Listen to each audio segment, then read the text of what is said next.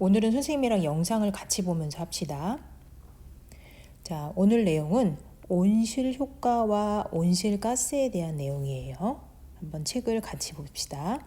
이산화탄소가 온실가스라는 사실을 알고 있는 많은 사람들은 혹시 지구온난화가 온실효과 때문에 일어나는 것이 아닐까 생각합니다. 물론 지구온난화가 온실효과 때문에 일어난다는 것은 맞는 말이지만 정확한 답은 아니에요. 왜냐하면 온실효과는 지구온난화와 상관없이 공기, 정확하게는 온실가스가 있는 곳에서는 늘 일어나는 일이거든요. 그렇기 때문에 위 물음에 대한 정확한 답은 지구온난화는 온실효과가 커지기 때문에 발생한다 라고 해야 돼요. 자, 여기까지 내용을 한번 살펴볼게요.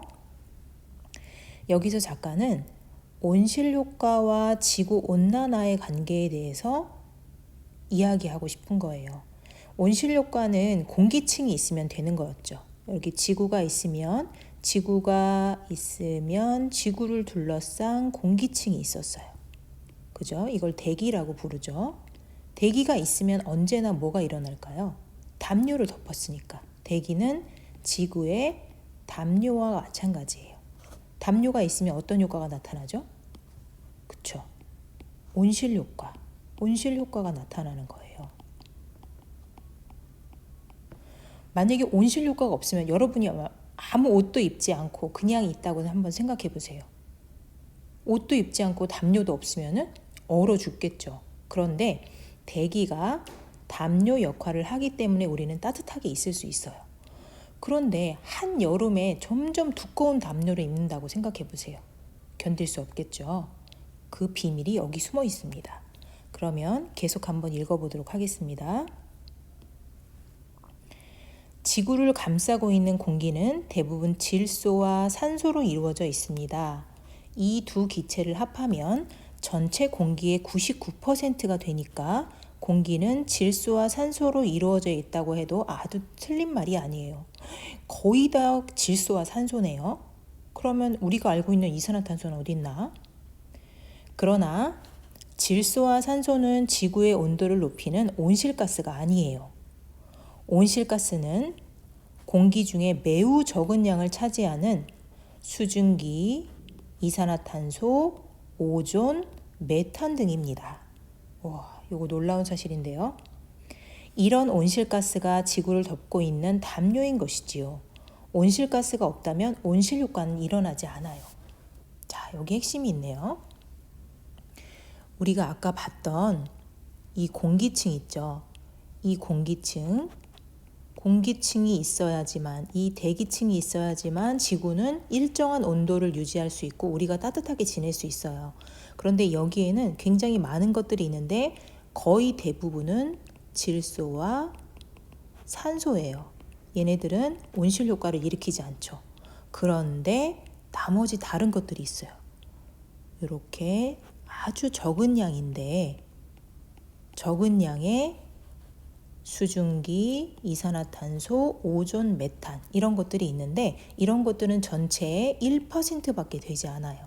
그런데 얘네의 양들이 이 양이 급격하게 늘어나면 온실 효과도 커지겠죠. 그러면 지구 온난화 문제가 발생하는 거예요. 이해가 되나요? 자, 그럼 다음 페이지에 그림을 보면서 한번 봅시다. 지구온난화는 온실 때문에 발생한다라는 말은 반만 맞는 말이라고 했습니다. 단 지구온난화는 온실효과는 원래 있는데 원래 있는 온실효과가 커지기 때문에 문제가 되는 거예요. 이해가 됐나요? 원래 지구는 다시 한번 설명하면 본래 지구는 정상적인 지구라면 공기층을 가지고 있어요. 이것을 대기라고 하죠. 대기는 지구에 어떤 효과를 만들어주죠? 맞아요. 온실 효과를 만들어줍니다. 이거는 정상적인 과정이에요. 그런데 대기 중에는 1% 정도 되는 무엇이 섞여 있을까요? 약 전체의 1%밖에 되지 않는 이산화탄소, 오존, 메탄, 수증기 같은 게 있는데 이런 것들이 공기 중에 많아지게 되는 거예요. 이런 것들이 많아져요. 왜 많아질까요? 우리가 화석연료를 사용하죠. 화석연료를 사용해서 원래 있던 이 가스들의 양이 늘어나면 이것 때문에 더 두꺼운 담요를 입게 되는 거예요.